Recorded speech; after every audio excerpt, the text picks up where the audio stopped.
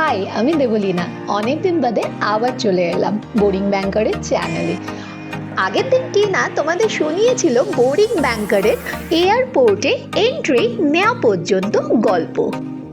কিভাবে money exchange করে সে airport অবধি এসে পৌঁছেছিল, তাও আবার এন্ট্রি দিয়ে না, এক্সিট দিয়ে।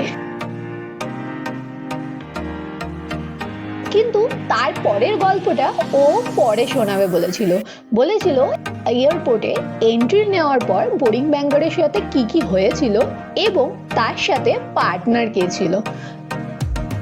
তো চলো আজকে গল্পটা তাহলে আমি তোমাদের বলি। এয়ারপোর্টে তো পৌঁছে গেল, এবার ভাবলো এয়ারপোর্টে বসেই ডিনারটা সেরে ফেলি। তবে মানতেই হবে airport food is proved that hunger has no bargaining পাওয়ার।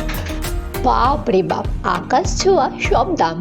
তবে নিয়েছিল নর্থ ইন্ডিয়ান একটি কম্বো, আর সাথে ছিল বাটার মিল্ক। ডিনার সারতেই চলে এলো রূপান।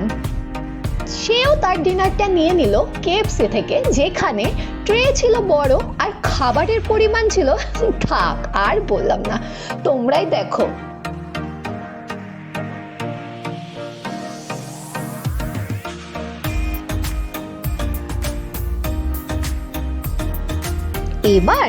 এবার সমস্ত ফর্মালিটিস ডান।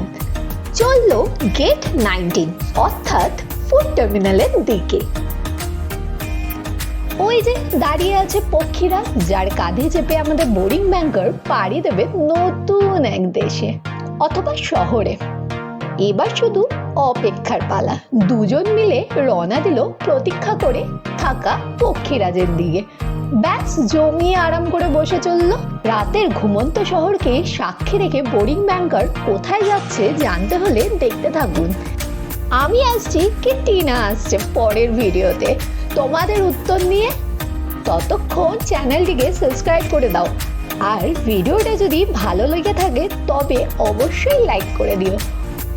আর হ্যাঁ, এর আগের ব্লগটা যদি না দেখে থাকো তাহলে তাড়াতাড়ি চ্যানেলটাতে গিয়ে আগের ব্লগটা দেখে আসো। তাহলে চললাম, টাটা।